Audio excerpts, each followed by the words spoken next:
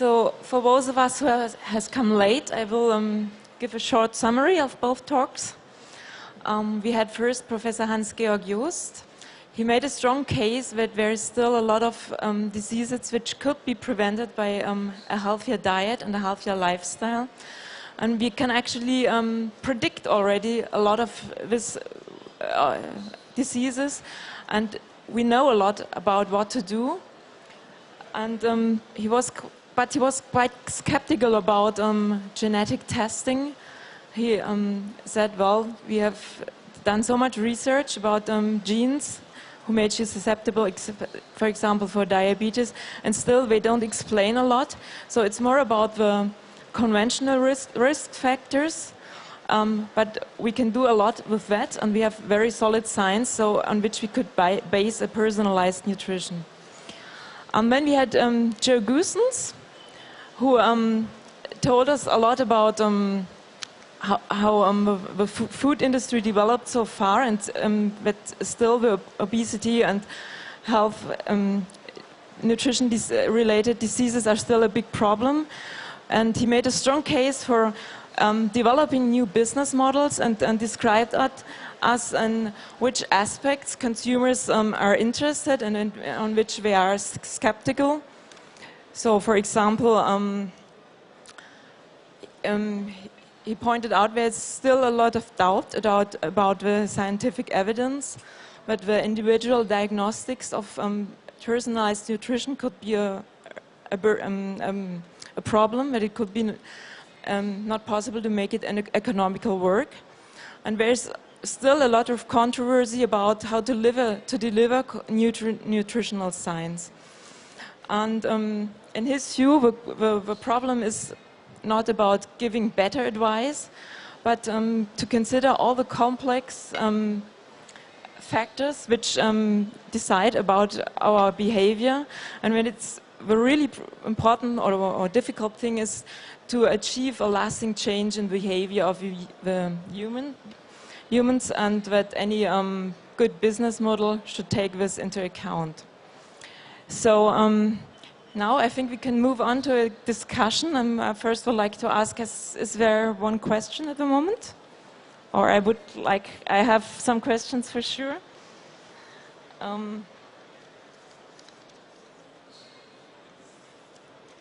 So first, maybe for Joe Goosens, you have given us so many concepts and principles and problems, and you told us at the end that it's now the point to develop new business models.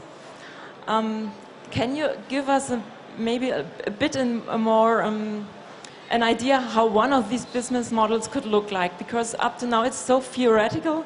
I think many people still can't imagine how it could be in practice. Will there be no products, or what would be most promising in your view at the moment?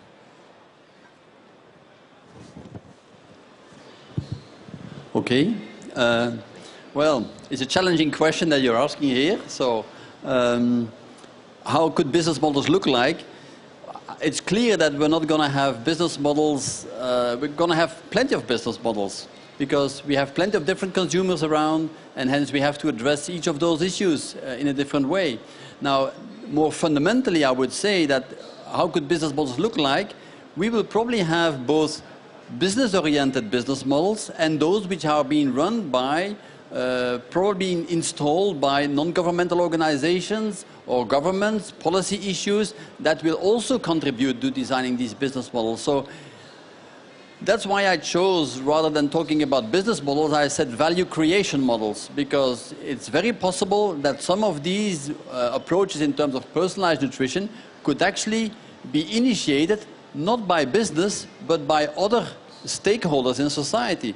They could be non-governmental organizations themselves who decide to group a set of people and to set up novel groups of services.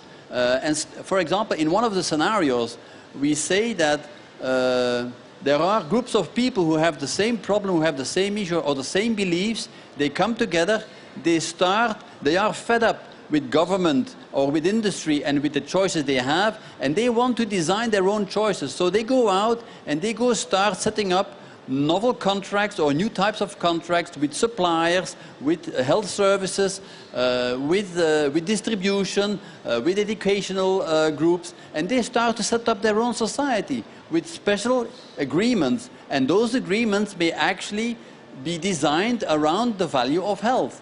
Because if those people say, listen, we are fed up to pay the taxes for people and for the health care of people who don't care about their health, we are fed up with that. So we want to do this on our own, and we design our own business system around that.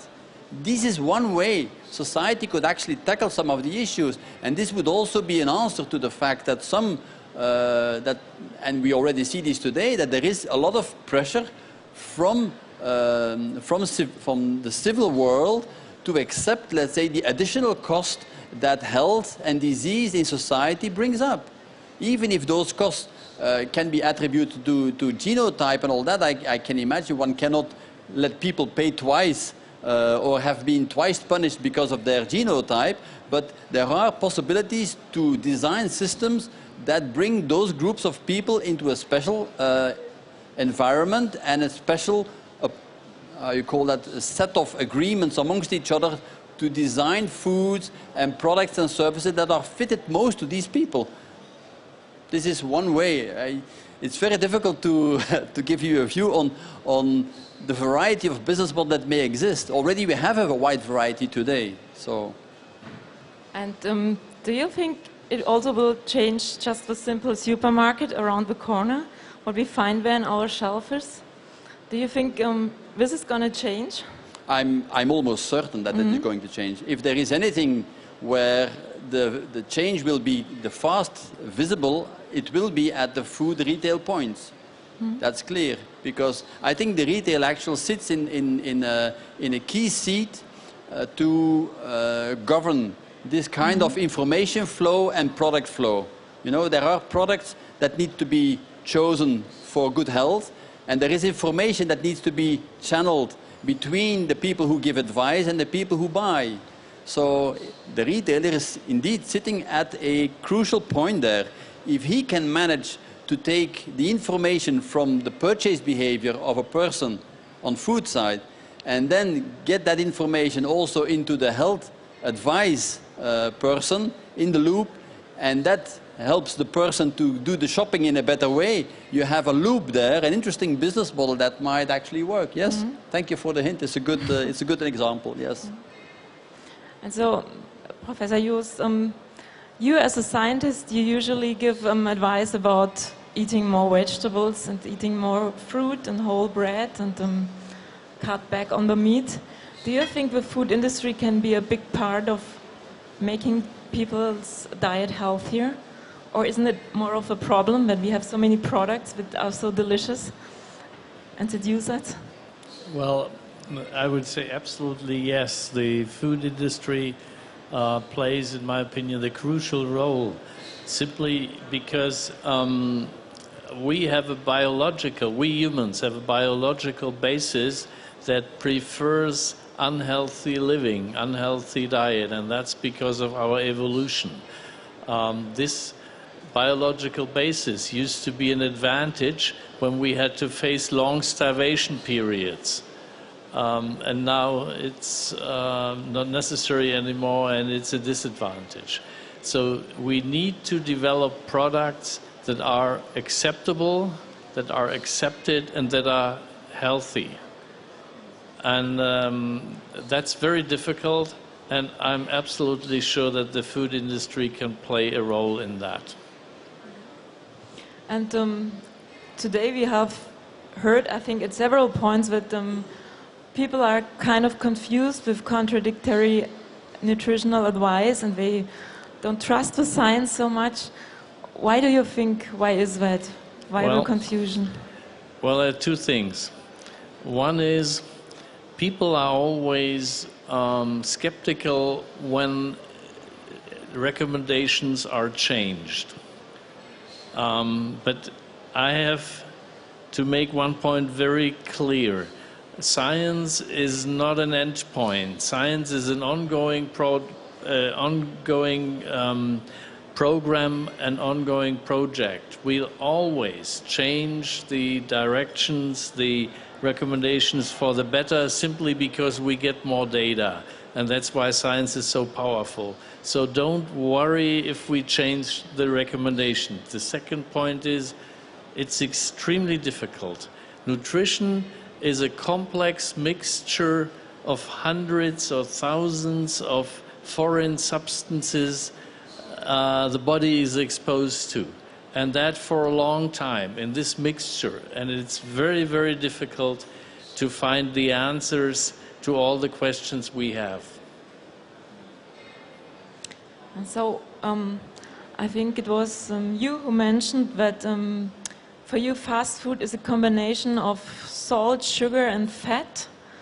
And I think almost everyone here knows how delicious it can be to have such a mixture, like a good cake or baked potatoes or stuff like that. And I think a lot of the problem is that people just crave these things and they can't help wanting to eat them. So how could any of your business models change that what people would like to eat? Yeah, it's a good question, and I think we're looking here at how people combine information about food and health and linking that to their own behavior. And what we are living through in this era is really a communication explosion. Anything can be done portably, directly, immediately, and with a basis of a huge information basis behind there. We have to think about exploiting that now in a way which allows a consumer to get much faster feedback on how he's doing in terms of health, right? The problem that we have is that many of the issues we're dealing with in terms of health, they only appear much later. Too late, after our behavior already has caused the problem. Now, by people being better monitored or using monitoring systems on a daily basis, and I'm sure this will be coming in the future, there are already hundreds of types of appliances, of apps, of interaction that you can have that help you to know, have I moved enough, have I slept well, is my blood pressure okay, or is my temperature, all these things you can almost measure on a daily basis. And I think some of that will become much more ubiquitous, available, and cheaper to do. And in the end, it will help us to increase the feedback streams that we receive that help to control our own behavior. And it's going to be a habit, right? Like we have habits today, we are going to have new habits in the future. Now, I do realize that all these habits, they typically change not necessarily in each person. They sometimes or often only change from generation to generation. So it's going to be a relatively long process. But that's all the reason more why we need to start now, already offering these things and pushing these things out to make sure that some people in society start to do this. And if there is one thing that I feel possibly will help consumers to make changes, it is when a certain level of the population has these things and start to do these things in a different way, the social pressure in society will start to build up. Think of the smoking behavior that we have in society. It's the same thing. At some point, you are at the level where the social pressure on smoking has come so high that it's almost not done to smoke at some places. And this is the level where we will get to with food as well. I'm convinced of that. And finally, my question being here at the drinktec, you told us that the drinking products are always the fastest sector of moving towards these new developments. What can you imagine? What will the future of new drinks will bring us? Can you tell us a bit about that? Well, I'm not an expert in beverages, so that I must admit immediately. But what I can think of is definitely there are ways to deliver drink products to consumers in many, I'm not thinking about cans, I'm not thinking about bottles, but I'm thinking about dispensing systems that you can use at home or that you can use in health clubs or in public spaces where people simply are recognized from their identity, and at some point in time they just come up and they have choices of drinks that the machine can offer them, and The machine will decide on the basis of your identity what is good for you, and you can have choices there. Something like that, for example, could happen in society pretty soon, because you simply need to link up all the information that you have on your personal health and what you are, and the machine that actually delivers the product to you. This could actually be done already today, I'm sure. And my final question for you, in terms of beverages, what recommendation would you give for us today? Where should we go? What should we drink to stay healthy? Oh. And what should we avoid? Well, as you see, I would stick with water. That's one of the recommendations. Drink lots of water. The other thing is drink diluted apple juice, not reduce the amount of sugar, because this is calories. Your system doesn't really count. So this is usually excess calories. Even orange juice is kind of excess calories. And in the evening, I would recommend a German Riesling. Okay, thank you very much. We have a question? Or Italian red wine, for that matter. Piggybacking on what you said about what are the future for things that you can drink and how the beverage industry has been on the forefront, what historically would you say has the beverage industry done to help nutrition? Like, what are you referring to, you know, like slim fast shakes or protein shake? Like, what, when you say that the beverage industry in the past has aided nutrition, what are you referring to? There are lots of things. The whole sports drinks and energy development, which has actually was designed not only to give more pleasure to people, but to improve performance, right? So rehydration drinks, recovery drinks, or drinks during exercise, all those things.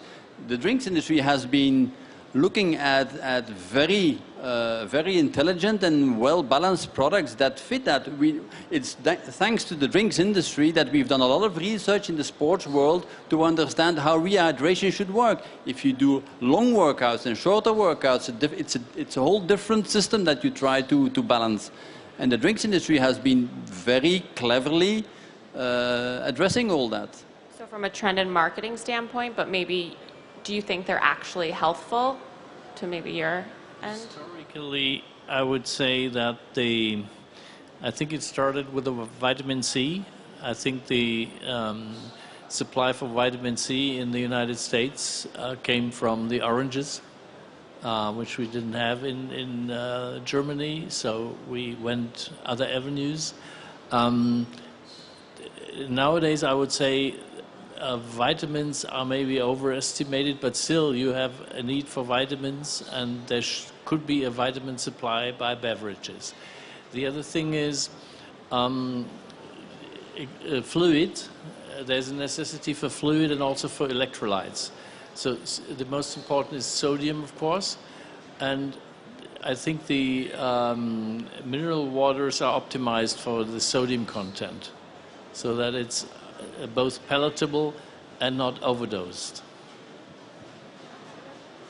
Well, okay. And there's nothing against adding caffeine in certain limits or other additives which may be beneficial. And you said that in the States it was oranges and it's harder to get here. Do you see there's a shift in farming and produce and like altering of what there is to offer, or like how do you say bio? Do you see a shift in trying to? Well, as I meant that historically. Now we have access to anything that's needed. So there may be some scientific finding that we need some other things and that might be added to beverages, but at this point in time, I wouldn't see that.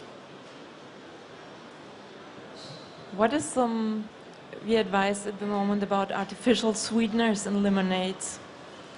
There had been a lot of controversy, and is there some final verdict about it? Well, there's never a final verdict, but the data as they are now say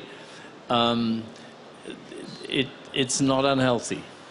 I don't see any medical problem with the artificial sweeteners.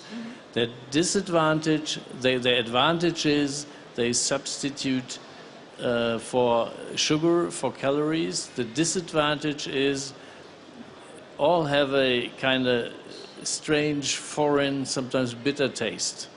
And some people don't like it. I, for instance, don't like, do not like the new, what's the name? Stevia. Stevia is also a kind of foreign taste, but some people like it. But there's nothing from the health point of view, there's no problem with any of them. But I'd like to add to that, there is a third problem that remains, is with artificial sweeteners in drinks, you don't change any of the drink behavior. So you continue to behave as you do with a sugary drink. So there's no change in dietary behavior. So the risk is always there that by not changing the behavior or not changing the choice of products that you drink, you are still open to a potential overconsumption of calories through that channel.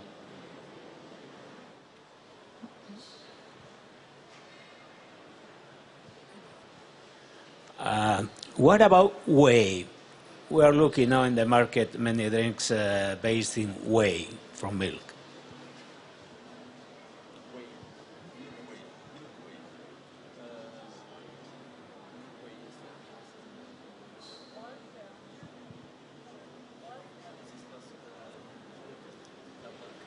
It's okay. Whey from milk.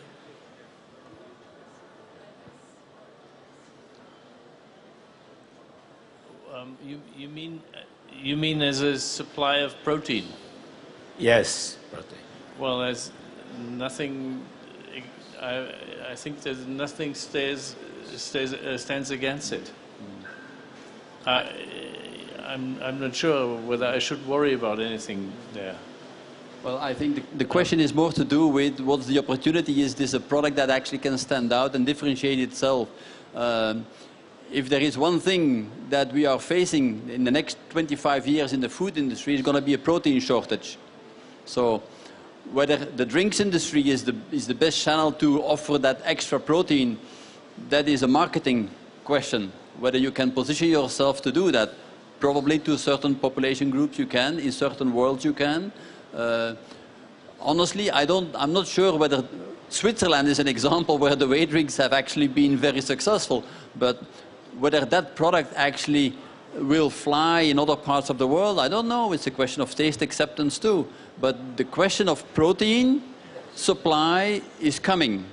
We will need more protein in the future, and we have a shortage in terms of production there already. That's one thing. The other thing is, when you put this into a drinks environment, the combination of whey with other products might be delicate. So, but I think there is nothing against whey in drinks. I would say but it's a marketing question. It's purely promotional thinking. So are there any further questions? So thank you very much, Dr. Joe Goosens and Professor Hans-Jörg Jost. It was very wonderful to have you here, and thank you all for joining us and for your attention.